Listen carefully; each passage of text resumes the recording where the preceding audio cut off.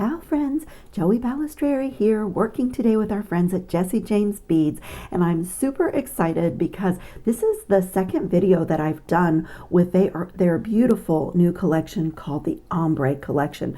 So some of you who know me, you know that I take an empty project tray when I'm about to start a project, and I pull supplies and things that may or may not go into my project. But here are some of the bits from the Ombre collection that are not cut open, and I've gone back to some of my past magical mystery bead boxes and some of the things that were left over. I did these two bracelets already with this collection, so some of my Ombre bead strands have been cut open, but I have my little project tray on the side so I can pull things in for my design. Today I'm going to be working with a few of the strands from the Ombre collection and these stunning focal beads. I have put 20 gauge wire through this and done simple loops to turn this into a component, and I'm going to add this into the most stunning chain. I'm making a chain and making some of my own beads for the chain, and the techniques are really simple, and I'm going to show you what that is. But this bead is so gorgeous. When I first got it, I was trying to figure out what kind of glass it was. It took me a minute or two to realize that it's a chunky, beautiful iridescent acrylic bead, but I love that for what I'm going to do because it doesn't add extra weight, even though it's got such a gorgeous chunkiness and profile. So let me show you what's gotten started here. This is the beginning of the chain, and this is a beaded chain, kind of like what I say, a beaded chain on steroids, because I am connecting each of the beads, but I'm making some beads for my chain, like this little spiral and this little ring bead or O bead, and I'm making some, like this kind of looks like a bead to me. This was from another strand that I also used in this bracelet. So this is what I have so far, and I'm going to show you all the little steps, but this part is so repetitive that I just decided to do get it started off camera. So I'm going to be working on this end. And so this is going to be the next bead that gets attached, and I'll show you exactly how I made these components. Sometimes I will connect my components with jump rings, but today I am using the 2¼ millimeter one-step looper, so my loops are a little bit larger, and that kind of gives it the fluidity and the movability that a jump ring would, because the loop is larger. So the next component that I want to make is this round one. So I'm going to give you a close-up of this so you can see. This contains one number 2 crimp tube crimped with a magical crimper and one little seed bead, and this here is from this gorgeous ombre strand of gemstone beads. They're faceted and just stunning, and they ombre from like a darker blue to a pale blue into a white and back to a darker blue. And I've also used that on my spiral bead that I made, and I'm going to show you exactly how to do the spiral bead as well. But this one is super simple, and I'll show you the pattern, and so now you're seeing where it gets connected into the chain and why we do it that way. So I literally am taking a scrap of my blue, forget the color, turquoise or something, of my 49 strand bead stringing wire that I used in this bracelet, and I had some scraps left over, and that is all that I'm using. I don't throw anything away. And to that little scrap, I'm adding 6 of those faceted gemstones, 1 gold seed bead, and then 6 more, and then a number 2 crimp tube. So that is the little pattern. And when you turn this into a circle, what you're going to do is have this other end going through the crimp tube in the opposite direction. So just put it in there and give it a pull, and there's the ring. So now you see why our connecting is going to be here in between these 6 beads and on this side in between these 6 beads. And these are super easy to make.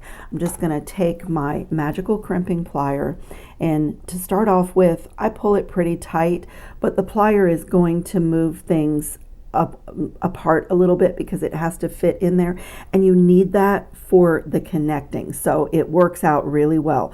So I'm just going to hold both of these and just get in there with my magical crimping plier. Before I close it, I want to make sure that the tube is right in the center of the plier, and I just feel that it is. And now I am going to give it a nice pull and close my plier. So I've just pinched the 4 corners of the number 2 crimp tube, and now I'm going to go back in the opposite direction. Make sure before I close the plier that it's in the center. That's the trick to this tool, and I can feel that it is not. Okay, now I'm going to close again, and then just open and close the plier a few times. On a ring, you have to rotate your work kind of that way. And when I take it away, I have a beautiful little bead. And so the number 2 crimp tube takes on the size and shape of an 11-0 seed bead. So it kind of tricks the eye. And for a non-jewelry maker, when I trim these really close, they'll look and have really no idea how this little bead is held together. It's so cool because it looks infinite. It just goes around and around. So that little component is done, and I'm going to come to this end and continue my chain. So I think up next I was going to do one of these. I just loved these large crystal beads, and the gradient of color was just magical. I'll show you. I hated to cut the strand and disturb them, but you can even see that they are just absolutely beautiful. So I think I'm going to do that one there, and then that, and what is going to be next? I'm going to take a piece of 20 gauge wire, and I'm going to use my 2¼ millimeter one-step looper. When you don't have any beads on your wire, you don't need to put the wire through the guide hole of the tool because it makes a fresh cut for you here, and you would just be wasting ½ inch of wire. So I'm going to pull this back, gently close it here. I can see that my wire is just past the back jaw of the plier, and also that my wire is against this back plate, and it's making a fresh cut for me and making that loop. And now I can pull my wire down as I'm closing. Now that loop is centered on this wire, and now I can warm and smooth the wire, make sure it's straight, and when I take the tool away, absolute loop perfection. So I have a little trouble with my hands, so when I'm making a beaded chain, I love this tool. It really saves my hand. And when I have a lot of components to make, I won't even set the tool down. I just kind of flip it out of my way and then, continue making my components. On this one, I use the dark blue beads from one of the ombre strands that I had already cut open for this set of bracelets. And these little spacers are so stunning. These are from our magical mystery bead box that we had a couple months back called Degas, and there was this whole little assortment of discs and spacer beads, and look at the effect of these, just perfect. And it's one of the things that I love about Jessie James Beads bead mixes. It feels like no matter how much I use out of the little pots and jars, I still have so much left. Like this is a really old one. I don't even remember what year. Is she a wildflower? But obviously I did a lot of projects, and look how much is still in there. And I pulled from that for my charms and dangles for this piece. So you really get your money's worth out of a Jessie James bead mix, and nobody does a bead mix like they do.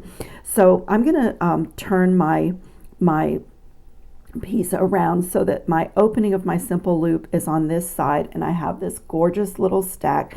And now this time I will use the guide hole. I'm going to push the wire all the way through and gently close my tool, and I'm going to watch right here to make sure that I have about 1 millimeter of space before I let the tool make that cut for me. And now I can see that I'm putting stress on my bead, so I'm not popping this or continuing to close. I'm going to pull my stack down, and if I feel like I'm going to damage my bead, I'll stop closing, because these are unusual shapes. So with just round beads, you don't have to watch this so much, but when you have a cool shape, you may not be able to close your loop all the way. And in this case, I didn't, but I'm going to open this anyway. It's a simple loop, so I'm going to open it for connecting anyway.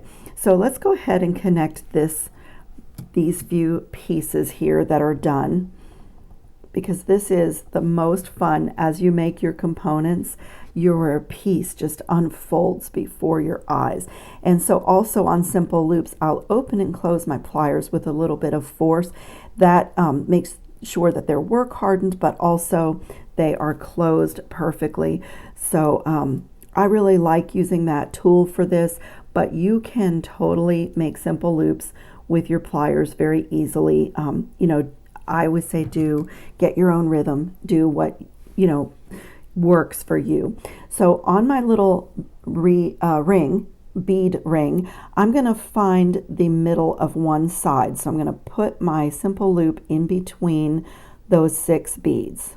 Just snuggle it in there so it looks like that, and close the loop really well. So it's like a beaded connector. I love making these. I've done whole bracelets out of these. You can make the most beautiful beaded chain this way, but they add texture, and it adds like another size bead. And you know, these beads are quite small, so if you tried to string these, they would be lost next to the larger scale beads. But when you turn them into a ring, you get them into your design, and they're the right size and scale for the design. And now we're going to come to this little component that we just made, which to me also looks like a cool bead. You know, it's almost like I created another bead. And I'm going to do the same thing, just connect this in between those 6 micro-faceted beads. Just wiggle it in there. So now you see why that little bit of space that was created when we did the magical crimp is used up in the connecting, and it just looks perfect. So I'm going to close that really well. Just get my pliers in there, make sure it's closed, and do my little work hardening. And so there we have added some section to our chain. And up next, I think I am going to do, I don't want to finish my 2 ends on the same bead, so I'm going to do this one as my final bead on this side. And let's see, I want to do another spiral bead, and I added that one up here, so I think I'm actually going to put my spiral bead in here. I think I'm going to separate these two. This is like a really eclectic chain, like handmade chain, and so I just don't want it too lined up, and I want to you know, kind of separate my different components. So I think that's a good place for my spiral bead. So I'm going to take another piece of the 20 gauge wire, and I'm also going to take a piece of 22 gauge wire. Now normally I would do this beaded bead all on 20 gauge wire, but I want to make it out of these gemstones, and they have really small holes.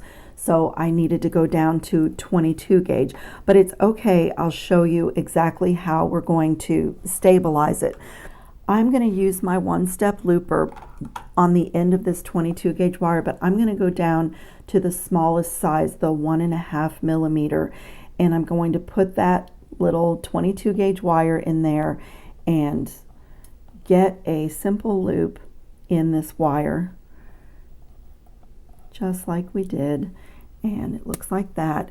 And now I am going to thread on my little bead pattern, and I think I might do my second little spiral bead a little bit different than I did this one, because again, I don't want anything too contrived or too matchy-matchy on this chain. I want it to be, you know, just super interesting and textural and just continually change. It's just a really, really interesting. So I'm going to thread this little pattern on exactly the way that I did here. And what I did was 3 of these beads, and if you can like pinch them off, you can like sometimes run your wire right up the middle. I'm going to get 3 of them on and just let them come down to the simple loop, and I'm going to dump a few of these seed beads onto my tray. These were left over from the Jessie James Beads summer camp, and it's a beautiful gold and silver mix, and you could mix gold and silver. It's a really pretty look for 2025, but I'm just going to pick out the gold ones. I'm only using it as a spacer bead. So I'm just going to put 1 gold one on, and then let me do 3 more of these beads. I want to pull them off of the strand kind of in the order that they're on the strand to keep the position of the ombre. So I got 2 of them that time. They're really small. Sometimes it's difficult to get your fingers out of the way. Okay, so another 3, another gold seed bead, and I'm going to thread on this one. I did 5 sections of 3, and I think I'm going to do a little bit more, maybe 7. I'm going to string away and see how I feel about it, and I'll get these loaded on here, and then I'll come back and show you how we turn this into a spiral bead.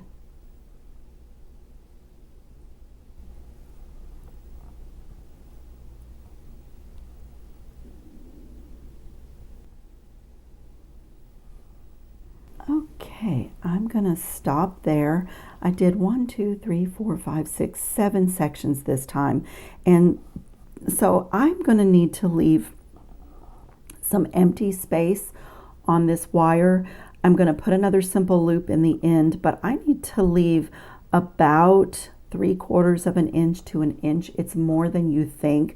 But when I turn this into a spiral, the spiraling takes up some length of the wire and it will tighten up the beads. So it's going to look a little bit strange to leave up, you know, let these be so loose on the wire. But I'm going to come back with my 1.5 millimeter one-step looper. This time I will go through the guide hole and just gently close the tool here so that I can see how. Don't worry about the loops being lined up because they're going to get twisted anyway, and I think I even want a little bit more space than that, so like maybe about an inch. And I'm just going to let the tool make that cut for me. Whoops, it flipped out. You have to keep your wire against the back plate of the tool, and I'm going to do the same thing, center the loop on the wire, but honestly on this this is going to get twisted. This loop really didn't close all the way, but that's okay. It's going to get twisted and it's going to need to have some reshaping anyway. And then what I use to do my spirals is this little mandrel. It comes in a set of 2, and I'm going to use the smaller one and make this kind of tight. Let me pull my other spiral up here so you can see. I want to make it kind of, you know, kind of a tight spiral. So I'm going to lay this simple loop on the mandrel and get a hold of it with my thumb. And I'm going to push my beads up a little at a time, because once the spiral is in, your beads are not going to really move so much. And you do have to be careful because you're pressing, you know, gemstone beads and glass seed beads against metal. But that's why, one of the reasons for the extra space. And don't worry about it being perfect, because once you get your twist in, then we'll do a little hand sculpting and we'll do a little bit of adjusting. So I'm just kind of moving my beads down a little bit before I continue spiraling.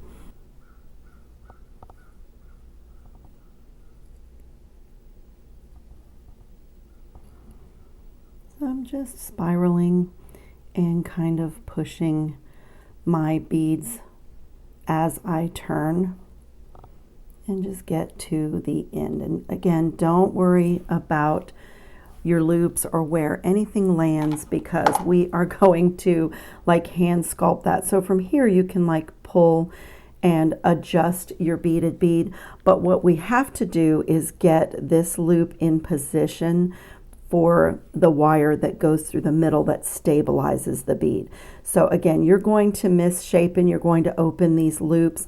Don't worry about that. This is only 22 gauge wire. So what I'm going to do is pull this so that it is centered on the bead. I'll show you in just 1 second. I do want that loop to be closed. So once I get it in position, make sure that loop is closed. And so I'm going to take my 22 gauge wire and just use it to see. So I got that one pretty good, and I'm going to come to this end and do the same thing. I just want to get that little loop to be in the very center of my coil. That looks like it's not centered. So you can do a little hand sculpting here, and you know, it's a twisty little thing. And so you can hand sculpt, you can, this one turned out really pretty. And this bead is so gorgeous with an ombre collection, because as the bead spins, you see all the colors. So that's what we have, and let's see, am I happy with it? Just from here, I just want to make sure that I'm as centered as I can be before I finish the loop, and it actually looks really good to me. Okay. And then again, if you want to pull your spiral out a little bit or push it in, there's a little bit of springiness to this, and that's going to work in our favor, and I'll show you how. So I'm going to come back in with my larger size one-step looper, because I want this loop to be the same as all of my other connecting loops, and just get my first loop in the tool. And then I created a finished look to this bead with these gorgeous little enamel bead caps. Look at that. They were left over in, you know, one of my bead mixes. Like I always say, the Jessie James beads, nobody does a bead mix like them. But you make and make and make, and your jars don't get empty. So I go back to them all the time for little fill-in supplies. And in that same little mix were these gorgeous crystals that were half metallic and half clear. And so that's going to be the end of my beaded bead. And then I'm going to run my 20 gauge wire through both loops and send that down to my little bead stack, and repeat the same thing on this end. One of those crystals and then a bead cap. And then here's where this tool can be really cool. So this, like, that is just so gorgeous. I love making these beads. So I'm going to get a hold of my first loop and line everything up. And now I'm going to put my 20 gauge wire, this time through the guide hole. And normally I say, you know, to back this off 1 millimeter or so, but in this case, I'm actually going to push it really tight. And can you see that I'm tightening up my beaded bead? And that's what I want. So before I'm holding it just so that I can see what I'm doing here. So if I want to make any adjustments to my spiral, I can do that now. Okay, and now I'm going to let the tool do the work for me. Make that cut, and don't let it flip out of there. It's really helpful to keep your wire on this back plate, and if it slips out, just push it back on that back plate. I'm going to close that loop, pull it down so my loop is centered. If anything became misaligned, you can use the tool to help you, and a pair of pliers to help you get back on track. And when I take the tool away, that little beaded bead is done. Isn't it gorgeous? I love making these. I feel like, I always say, I feel like this should come with a warning, because it's addictive. Once you make one of these, you want to sit and make a whole bunch. So this is going to get attached to this side right here, just the way you do if it were just a normal beaded component. And again, I just want to make sure that all my loops are closed really well and work hardened.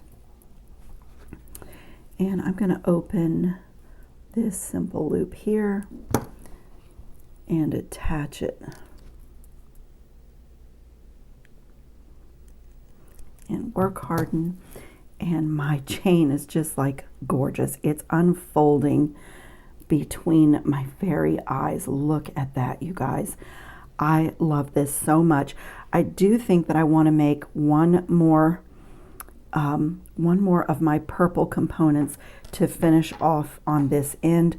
So let me get another little piece of 20 gauge wire and do that.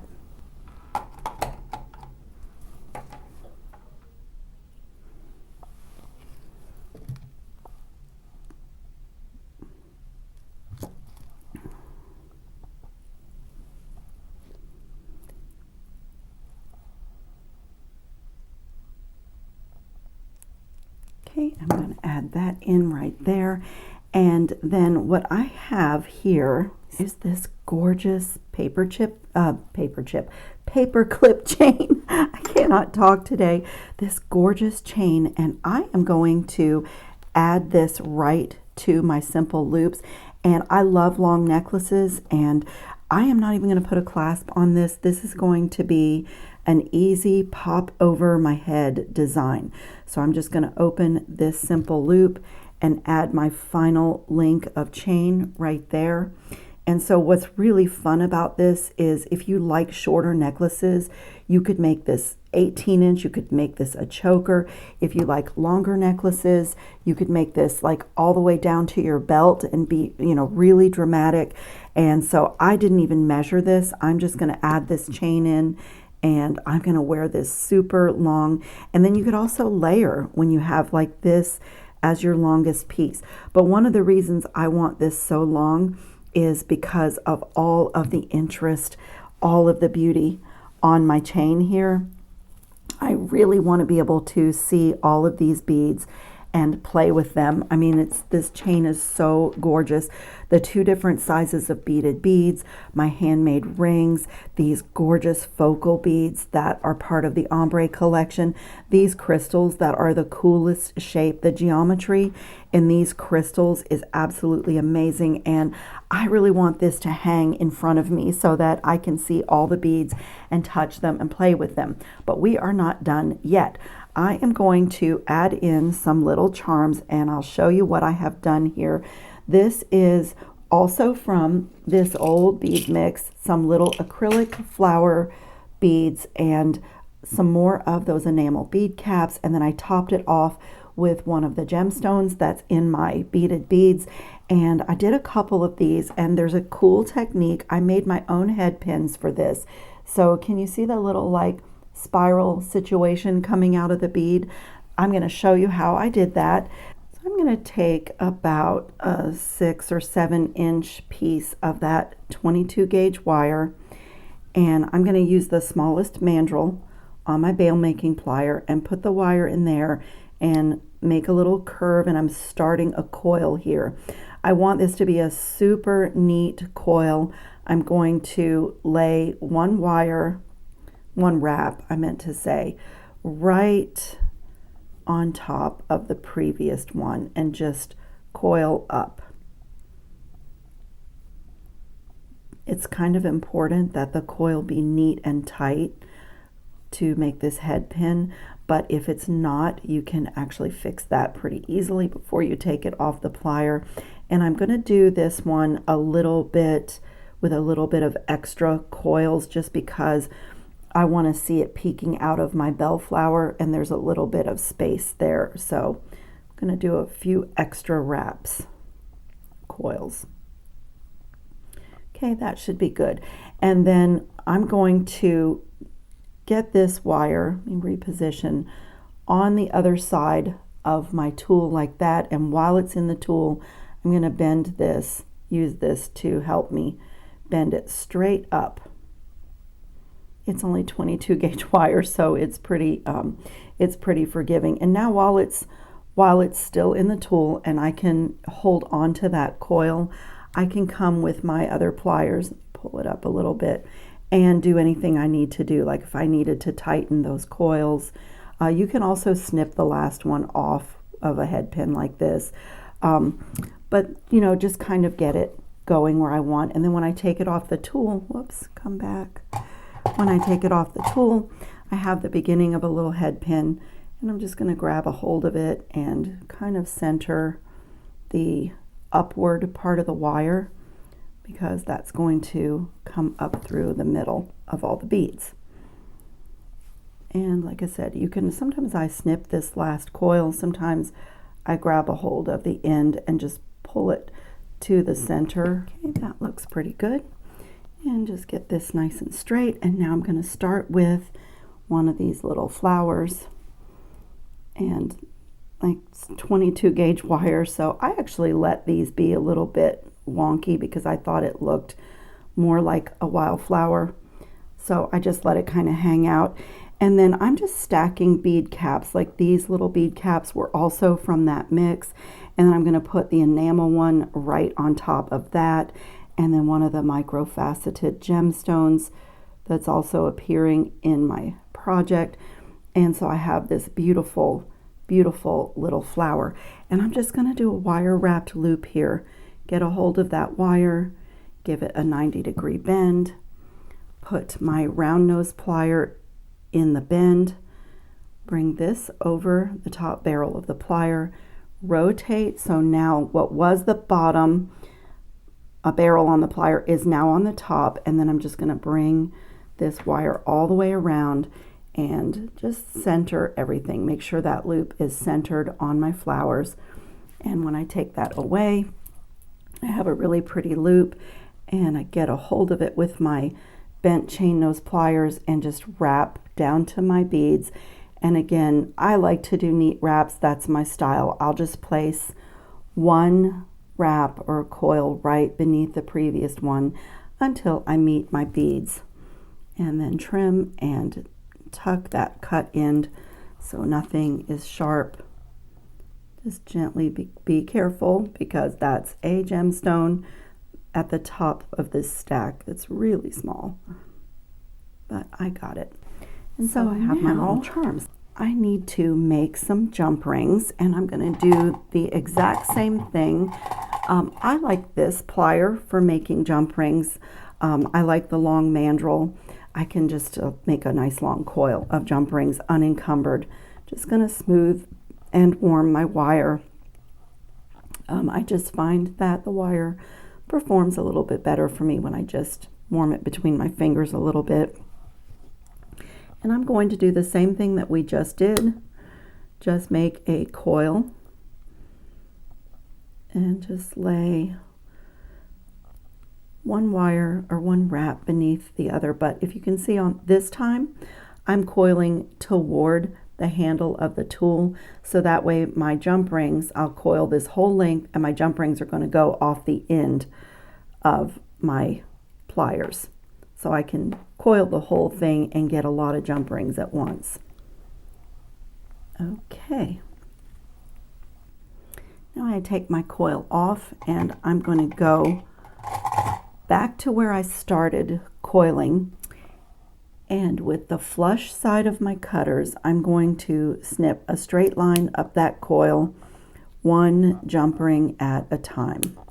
Okay, and I will have some extra ones for my next project. So I'm going to take out 4.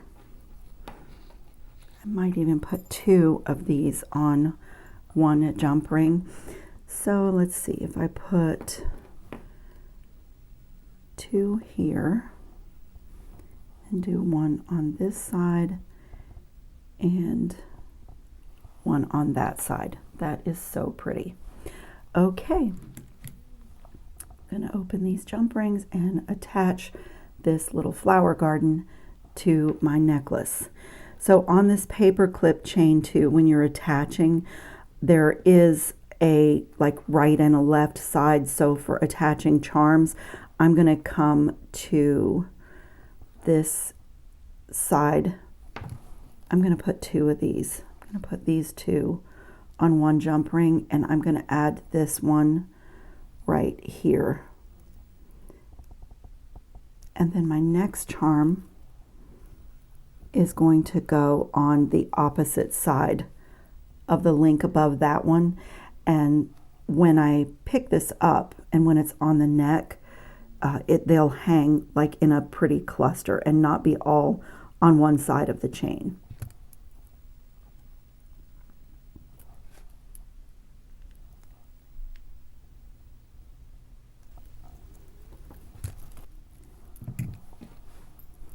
Oh, you guys, this is the prettiest necklace. It's so beautiful for spring. I love the ombre. I love the colors. I love the little flower garden right on one side. It's asymmetrical. It's textural. It's it's fun. It's whimsical, but it's elegant and classy at the same time. And it's simple, a pop over your head necklace. I am so in love with this project, and I hope that you'll give it a try. Check out the Ombre collection on the Jessie James Beads website. There will be links in the description box for that. And I thank you so much for watching. I hope everybody's safe and well and having fun on your beading mats. Ciao, friends.